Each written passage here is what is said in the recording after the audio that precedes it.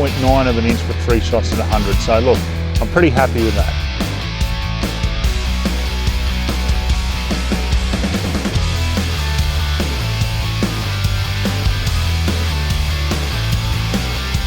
Okay, so we're at 600 yards here.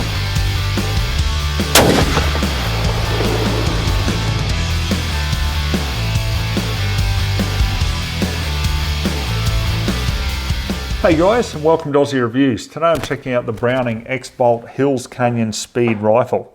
Now this rifle that I've got here is in the Vicious 28 Norsler caliber, and why I say that is because it's basically a 7mm Remington Magnum on steroids, this thing. So let's show you around the rifle. So first of all clear, and we'll give you a run by of it. Now it's a pretty nice looking lightweight hunting rifle. We're coming in at 6 pounds 13 ounces overall weight, or just over 3 kilo. So as you can see, the pattern on it is quite nice. I like this ATAX AU camo pattern. Looks fairly nice, just a really nice lightweight hunting rifle. So let's start off with the barrel here. On the 28 Norsler, it's 26 inches or 66 centimeters, and that's without the muzzle brake on the end. So including the muzzle brake, you know, we're looking at almost 28 inches in overall length. It's free floated, so 1 in 8 inch twist for 28 Norsler. So we should get some fairly decent accuracy out of it, even though it is a lightweight sporter profile. Now coming back to the action, you know, as you can see with the colour that's on the barrel and the action magazine and trigger guard, it's a burnt bronze Cerakote, so you know you're going to get some decent wear resistance with that as well. We've got a 3-round internal rotary magazine there. Now the trigger on this is a single stage trigger. It's adjustable. This one here has been adjusted to 3.5 pounds. So, you know, just a nice crisp trigger. Now the action here, it's quite funny. We've just got the normal Tang safety at the rear here. We'll see if we can get a better shot on the camera. So obviously if you put it on safe there, there's a little button that comes up just at the top of the bolt here. So, you know, it's locked. You obviously can't pull the trigger, you can't manipulate the action there. However, if you press that button, you can then lift the action and cycle it. So it's like a safety override. However, you know, you can't pull the trigger. So I don't know if I'd really use that in reality, but you know, I thought I'd show it to you. Now the bolt's got a short 60-degree throw, so you know, it's going to give you plenty of clearance there when putting optics on top. On top here, I've got some loopholed rings, and we've got the Leupold VX5 3-15 by 44 scope. Really nice scope, you know, perfect addition for this rifle. Now at the rear of the stock, we've got a Inflex recoil pad. So Browning do say that this directs the recoil away from your cheek and more downwards. So we'll certainly see how that goes, because I'm expecting a fair bit of recoil, obviously with the 28 Norsler. So overall, look, the rifle is about $1,900 here in Australia. It's made in Japan, so you know, like a lot of the rifles that are made in Japan, like Hauer as well, you know, like they produce some pretty good accuracy and performance. So I'm expecting, you know, nothing less from this. So we'll get out on the farm and check it out and put it through its paces. But first of all, what I wanted to show you was, let me just move the rifle away here first. So I just wanted to show you the comparison here between the 28 Norsler and a 300 Win Mag. Okay, so this is the 28 Norsler here. This is loaded with a 175 grain ELD X projectile from Hornady, and then we've got a 200 grain ELD X in 300 Win Mag here. So you know, they look pretty much the same, don't they? There's not a great deal of difference in them until obviously you have a look at the diameter there of the case. So let me bring that up and see if we can get a better focus on it. So yeah, we've got the Norsler here, and then we've got the 300 Win Mag there. So yeah, there is a lot more capacity in the case of the Norsler.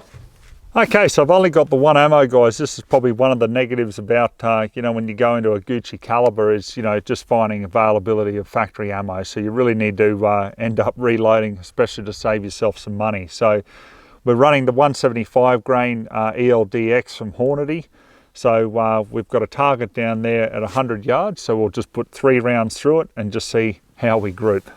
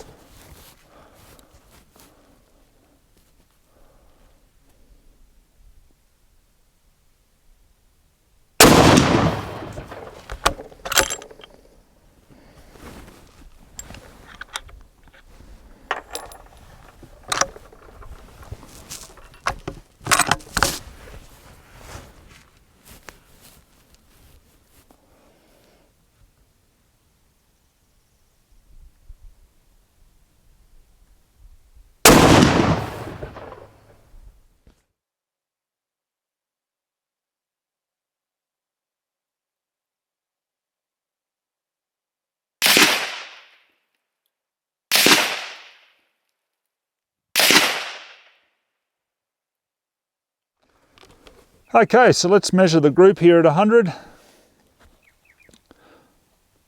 Oh, just under an inch, 0.9 of an inch for 3 shots at 100. So look, I'm pretty happy with that.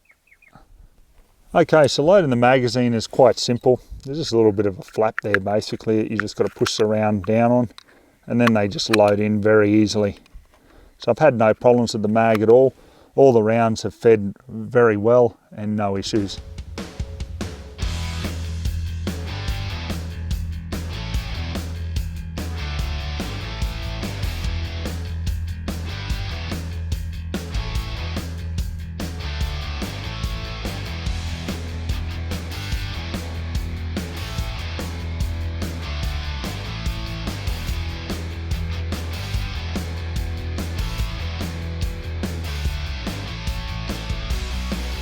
All right, so as you can see here, it absolutely disintegrated that first Besa block. So interestingly though, it didn't go into the second one. You know, that round obviously expanded and just demolished that first block. That was just amazing. So obviously this will give you some idea of the power that's behind that 28 Norsler.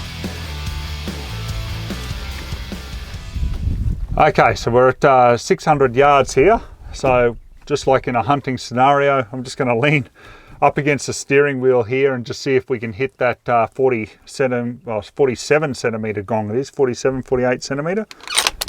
So we'll just see how we go.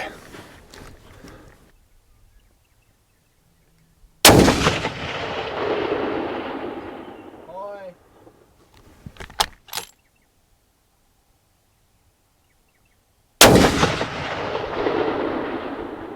Good elevation, slight right.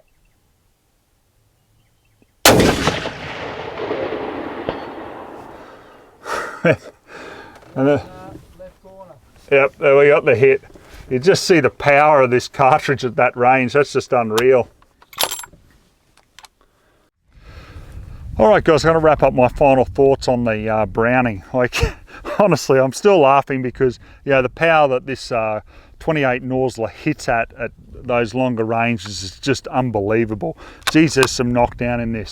As for performance of the rifle, I mean, really, what more can you ask for in a heavy Magnum caliber? You know, if you can shoot under an inch there at 100, you know, that's ample for your hunting needs, you know, even out to those longer ranges. So I really don't have any complaints about it, to be quite honest, except the only thing that I found a little bit annoying was just the small bolt knob on it. You know, I'd like probably just a little bit bigger.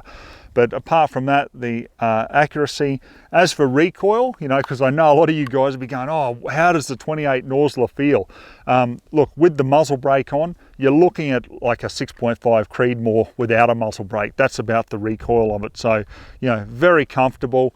No issues whatsoever. I mean, like, honestly, if you can do what I've done here just with the you know, the UTV, you just lean off like the steering wheel, or, you know, if you're out hunting, you lean up against a tree just to steady yourself, and you can make an accurate shot out to 600. I mean, what more could you possibly ask for?